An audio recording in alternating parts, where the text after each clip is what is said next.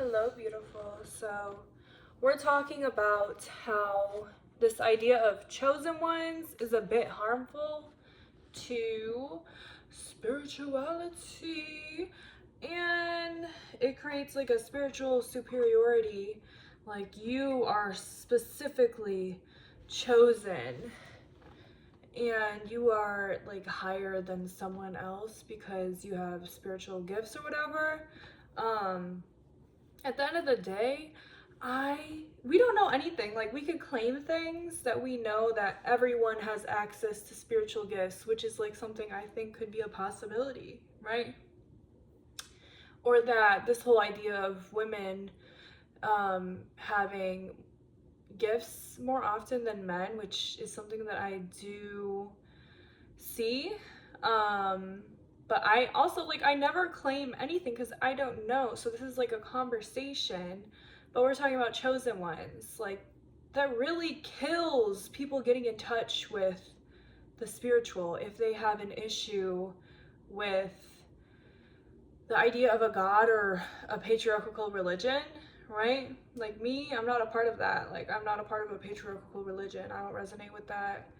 And I feel that when I would see all these videos about chosen ones and this and that, I'm like, what the hell is going on? Like, does that mean I'm a chosen one? Because I got spiritual gifts? Like, what? Like, I don't know, because I grew up since I was however old you are in 5th grade studying Buddhism and practicing Buddhism. And in Buddhism, like, it really teaches you that no one is above another, you know? We're all connected and this, that, and the other. So the idea, it just felt like really, like, literally I strayed away from Christianity because as a child younger than very, very young, because I'm like, it felt very selfish. Um, and of course, women, we are conditioned to be selfless, right? And people pleasers and this, that, and the other. So that could do with it also, but I don't know. Let me know your ideas of chosen one. And I think it's very harmful because if someone is looking for something, a different framework to practice spiritual beliefs, whatever, and like to get more in touch with themselves and whatever the hell is going on, right? And then you have all these spiritual people talking about chosen ones for like clickbait. Like, it's very like, click on my video, you're a chosen one. If you have spiritual gifts, psychic, clairvoyance, clair this, that, and the other, whatever, right? They're gonna click on the video and think they're so damn special, when in reality, like, I think it is special to have certain gifts and to be more in touch with like the spirit world is how I look at it, right? I think that is something that I had to learn was a gift, but not in the sense that it makes you better than someone else, but in the sense that it makes you like just different in that way. More like there's mind, body, spirit dominated. I'm more mind and spirit dominated, definitely spirit. And then we have to have a balance of all of those, I believe, right? So I had to get more in touch with my body, and that has also enhanced the other areas of my life severely, right? And so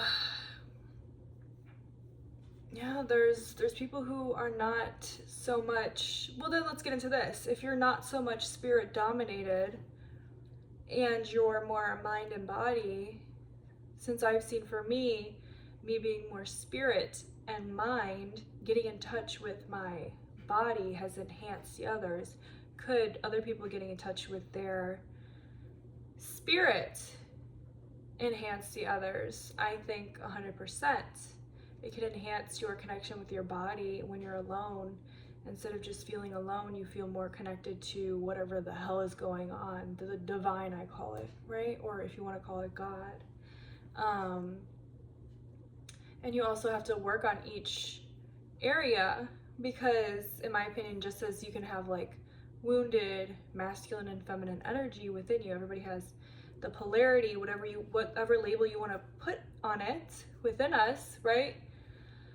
We could have wounded like mind, in a way, like you're letting your mind go astray, not having a hold or a healthy way to deal with your mind or your body or the spiritual, right? And there could also be more areas. I saw some people say that there's like 5 or something, but these are the ones that I focus on just for myself. Yeah, so let me know your thoughts. I mean, the idea of a chosen one, I think, is harmful because it's like makes spirituality look stupid and like it's like it's being hierarchical, just like these patriarchal religions. And a lot of people stray away from the patriarchal religions because of the hierarchical bullshit, and obviously the racism, the sexism, all the isms, all the control. So it's kind of like controlling, saying that you're a chosen one, like even if it's beneficial to your image, like you're the chosen one because you can resonate. Oh, I have these spiritual gifts, so I'm a chosen one, right? I don't think it's helpful for real, because it's like this whole idea that you're chosen, you're so special to lead this spiritual path and this, that, and the other. Like the spiritual is accessible. The spiritual is accessible because it's all that is.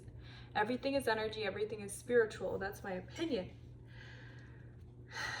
And I don't know, I think it's very harmful to the image of spirituality. Can keep people away and can make people look down on those who claim they're spiritual. And there's also this whole idea of like, if someone claims, like, I never would say I'm spiritual because it felt like I was embarrassed, because it's like, so I'm not gonna say like commercialized, like not commercialized, like there's a lot of people who appropriate, like take from different religions. But then another thing is, certain religions will say you can take because it's beneficial to you, like Buddhism. There's this idea that when you ask Buddhists, like monastics, is it okay for someone to like take what they want from Buddhism, they will say yes, because it's helping you and easing your suffering, right? But then people who are Buddhists just in their everyday life might not agree with that. They might look to it as disrespectful, which is valid, right? It's all about doing things in a respectful manner and also knowing the everything behind it, like doing your research. Like for example, in Hinduism, I did like so much research on this in college, and like the topic of appropriation. And in Hinduism, there's this idea that it's not okay to take, for example, like a Hindu symbol or whatever and put it on something that is not considered like clean or pure, and that happens. It's very like, it gets commercialized, which then it turns into appropriation, because you're not respecting, the core beliefs of, I don't remember if it's pure versus impure or like sacred versus I don't know, but it's like something about things being unclean. I need to like refresh myself on Hinduism, but yeah, it's very interesting. And I don't know. Yeah, so what I was getting into is there's certain connotations with spiritual, like, oh, appropriation. Oh, of course, if you come from a Abrahamic religion, then it could be very uncomfortable for you. Like spiritual people, you could look down on them, which happens often, unfortunately. It could be all woo-woo, and that's low-key probably has like racist ties or something. I don't know. It could be all grouped into one. Like growing up, I would hear that like white people would appropriate tarot, and then I learned tarot comes from, which white people appropriate a lot. Okay, they do 100%. 100%. White people are all about appropriating and fucking colonizing and shit. Like, you know what I'm saying? But that white people appropriate tarot. Like, I even heard this in college. There was like white girls who did tarot, and then they would say, "Oh, it's all appropriation," blah blah blah. Happy 10 a.m. And so then I find out that like European cultures, like my European cultures did tarot. Like it's not only for a certain group of people, right? And then grouping spirituality with a certain group of people, right? And anyone outside of that is appropriating. When in reality, that's not the case. I'm literally going into a different video, and I really want to do this video about like before the patriarchal religions, there was worshiping of like the goddess, right? And other things as well. But it's crazy how we started out with like these more spiritual practices, and then these patriarchal religions came in place, and then after it's like these spiritual practices, obviously because of the it all leads back to the fucking bitch ass patriarchy. Honestly, so annoying.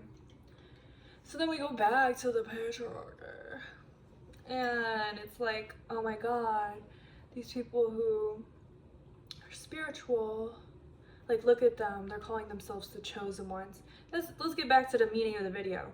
Chosen ones gives us a bad rep. Okay? Stop saying that shit.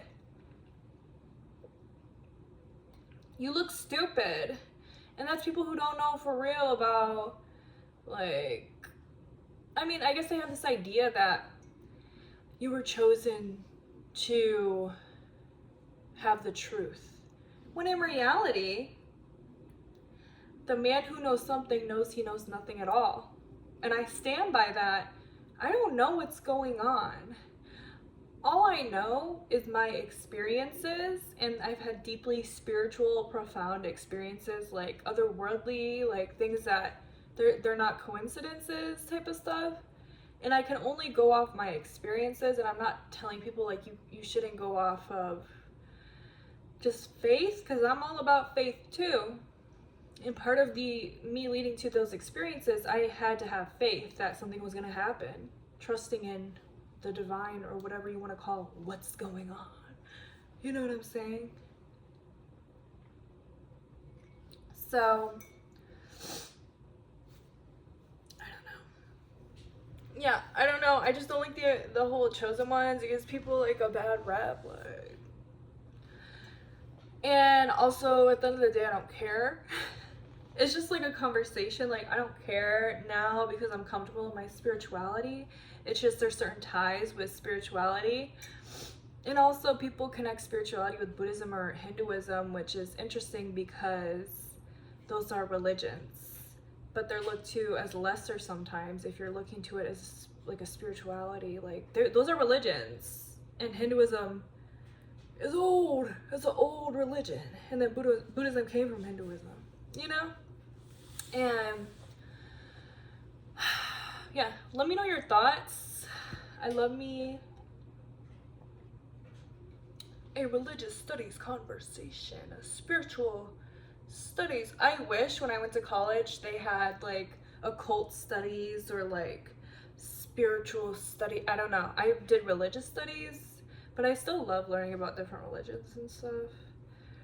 I wish I had more time to curate my own spiritual. But that happens with life experience, I think. I think you're led to the spiritual through life experience. Yeah, chosen ones, let's drop that. It's embarrassing. It's like you're not special. Of course, it's special, your gifts or whatever. But maybe these people who are born were not meant to explore their spiritual. Like, I think that these things could be within all of us because there's stories of men or women who people who go their whole life like super in the matrix, super in entrenched, maybe even in a patriarchal Abrahamic religion, and then they have a spiritual experience and it changes, excuse me, changes their life, right? So we're like doctors who see miracles happen and then they go to like holistic like Eastern medicine, you know. um so if that could happen, it could happen to anyone. And I mean, there's this whole idea of,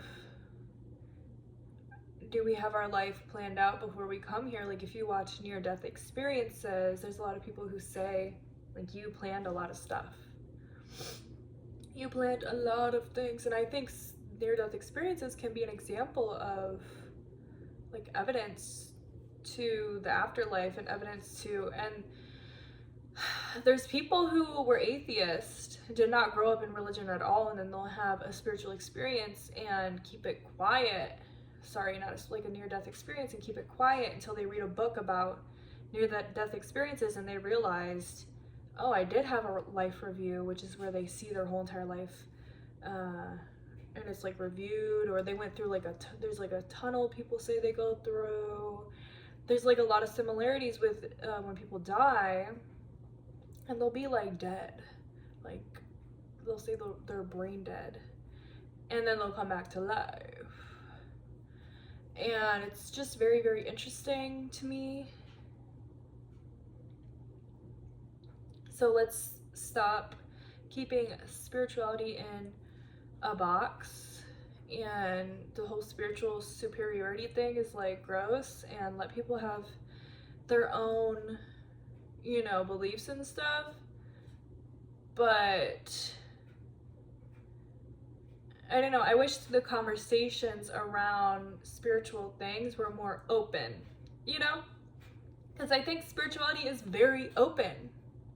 So it would make sense for the spiritual to be more open. Like, we don't know what's going on. Maybe that's what led you to spirituality. You don't know what's going on. And it's okay to have I'm gonna make a video on this. It's okay to have a set practice and stuff, or a set belief, but it's like, I don't know, I think it would be more inviting if spirituality, and it doesn't have to be inviting, but it would be, I don't know, I just wish it was more open, because it's like, if you're led to the spiritual, a lot of the time it's because you don't know what's going on, but you've had spiritual experiences. And then you can learn the what's behind it, but like keep an open conversation. Like when I'm doing these videos, I'm like, God or the divine or the matrix, like I don't know. Like I have my own, whatever I call it the divine, sometimes I call it God. But the word God even can be very limiting. The universe, whatever. Like if we had more open stuff of, we don't know what's going on, but there's something, I don't think that's disrespecting a higher power at all. I think it's making it more truthful, you know? But then again, if you have set beliefs, then that's okay. So yeah, this was just a conversation, just some things that I think about. And I hope you guys have a beautiful day. It's raining here. I'm not telling you where, but it's raining here. And I'm gonna be thrifting the next 2 days because my whole neighborhood is having like a whole thrift situation. I'm so excited. I love to thrift, and I really, really, really want certain things, and I'm manifesting basically one time Ugh, I'll tell y'all another time. Okay, bye. Actually, I'm gonna wait till there's a cooler number so you can click off this video. Click off. Bye.